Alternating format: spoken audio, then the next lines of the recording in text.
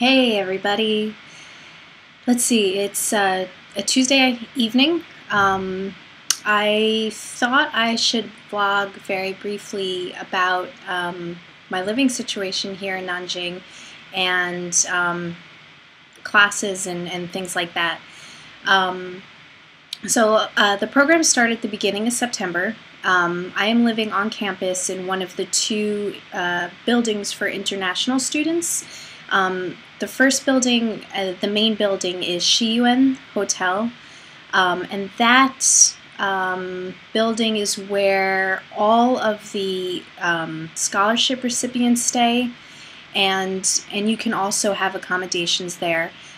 Exactly next door to it is Zhengxianse, and I'm sure my tones are all off, but anyway, that's the other building for international students, and that building is actually where the Chinese classes are held as well, and that is the building that I'm living in.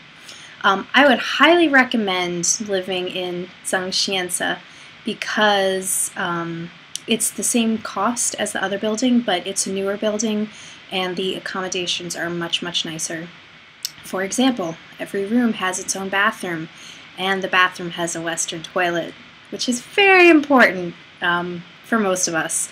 So anyway, that's kind of the skinny on the accommodations here. The rooms are really nice. I'm on the 11th floor. My neighbors are all quiet. I have an awesome view, big windows. Couldn't be better. So that's the deal with that. The one drawback about being in this particular dorm is that there are no communal kitchens except for in the basement of the building, and the only thing that's down there really is a hot plate. So no microwave, nothing like that. So if you are trying to do any kind of cooking, most likely you'll end up next door at Shiyuan. You know, not a terrible inconvenience, but just something to keep in mind if you do plan on doing any of your own cooking. The first few days is basically just registration. You take a placement test for the Chinese classes, and then based off of that, they assign you a level that they feel would be appropriate. You're given about 3 days, I think. Classes start, I want to say classes started on like a Wednesday, a Tuesday or Wednesday, and they give you to the end of the week, so about 3 or 4 days to jump around into other classes to see which would be the best fit for you personally. And at the end of that time, they set about a week and a half time limit, or maybe about 5 full days of classes for you to make a decision. And then you can either stick in the class that you are assigned, or you can choose to move up or down depending on your comfort level. I chose to stay in the class where I was assigned, and unfortunately I think maybe I bit off a little more than I can chew. I've always been good at taking tests, so I think I just happened to do well on the test. So I'm struggling. It's not a bad thing, but I think I would have been a little more comfortable just firming up my foundation. But that's a little bit about the classes. The teachers are amazing. I take approximately 22 hours a week of classes.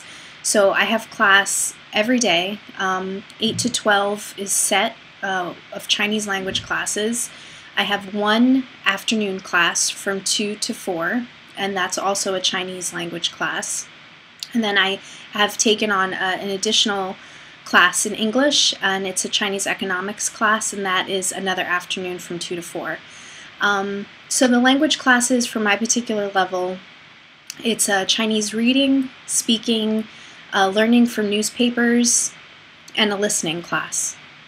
They're all pretty interesting. The teachers, like I said, are really awesome. I really like my economics class. It's the class that's taught in English because, not because it's taught in English, but because the teacher's really a lot of fun. And it's just a very different feel than classes back home. So that's the story with the classes. The homework assignments aren't, they're not like a lot of assignments, but for me it's a lot of work. I find myself spending several hours every day working on assignments, even though it doesn't seem like a lot. It is, for me personally, a lot. And I have hired a tutor that I'm looking forward to working with to help me with my level. We're meeting twice a week, so that's exciting. I know of at least 2 conversation tables that are happening here. One is in the building, the International Students Building, and then one is at another location on campus. And there, besides the conversation tables, are plenty of opportunities to get language partners, language exchange partners. The school arranges some. I, as of yet, haven't been contacted by the school, so I'm arranging my own.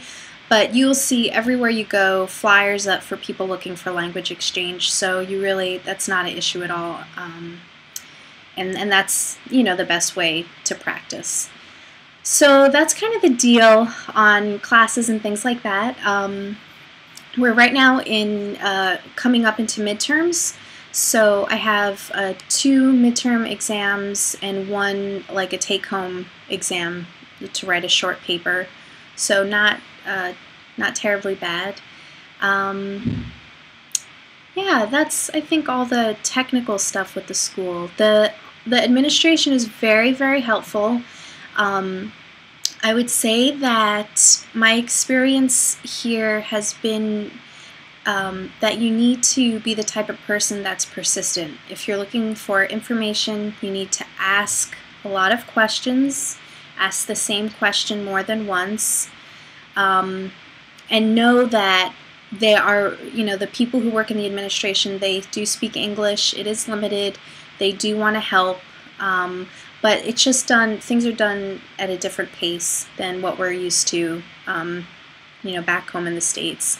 So I've sensed that a lot of students have been frustrated with obtaining information here. So I would just, warn you in advance that it can be a frustrating experience, but just to take things with a grain of salt and try to be patient and realize that everybody does want to help. It's just a matter of, working around the communication barriers. Obstacles.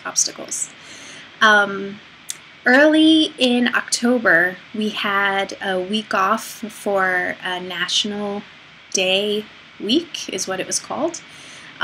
So that was really interesting because they gave us off Monday through Friday and then assigned classes Saturday and Sunday, which is really unusual. So we had, 1 week off and then we had a week of straight classes. So that was kind of interesting.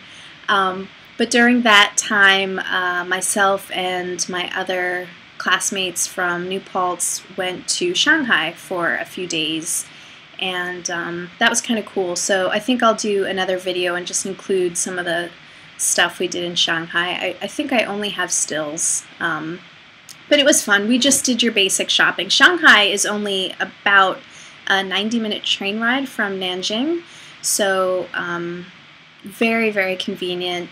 I had already been there once before, so this time around I just kind of floated, wandered, and bought stuff. Not very much stuff, but for the first time I went to a market where you can have clothes custom made, so I tried that out, and it was actually a cool experience. I'll probably put the stills in after this episode since I'm talking about Shanghai. But yeah, so that's kind of cool about being in Nanjing, is that you're really close to Shanghai. Like I said, you can make a day trip out of it, and obviously there's a ton of stuff to do there. So that's the deal with Nanjing. The other thing I'll say real briefly is I can talk about the train system here. Very, very accessible in terms of getting around on the train. It's really not a big deal. I was a little concerned because I hadn't ridden the trains before in China. So all I can say is it's really straightforward. There are maps everywhere. Everything is both in characters and in pinyin. The machines where you purchase tokens from also offer an English option. So the train system is really, a great way to get around, efficient, clean, and affordable.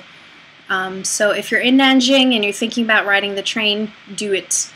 Also, you can buy these tourist maps anywhere, and they're not really great for showing all the streets, all the little streets there are everywhere, but they're good about locating subway stops near major tourist attractions. So first thing I would suggest is picking up a map, and you can find them just about everywhere. So that's the deal. That's kind of like an introduction to the nitty-gritty of life as a student here. I'm having a really, really good time. I'm sad to see the time passing so quickly, but it's good while it lasts, I guess. So I'm trying to enjoy every minute. Anyway, I guess I'll be getting back to you all soon, and hope everybody is doing well at home, and my friends in faraway places. I'm sending my love and thoughts to you all. So until next time, bye-bye. So this is Christine, Lonnie, and Noelle waiting in the train station. This is apparently what's for dinner if you're feeling adventurous. Here's the entrance to the Dong Tai Road Antique Market. It's antique in the sense that it was made at least a day ago. But there is a lot of really cool stuff to look at and even try on, like this. How could I live without it? This is the Bund at night. That's the Pearl Tower, Pearl TV Tower, I should say, and just some more night shots of Shanghai. This artist was really cool. He was making these finger and palm paintings of famous mountains in Shanghai. And this is the garment area where you could go and get clothes custom made. That was a really interesting experience.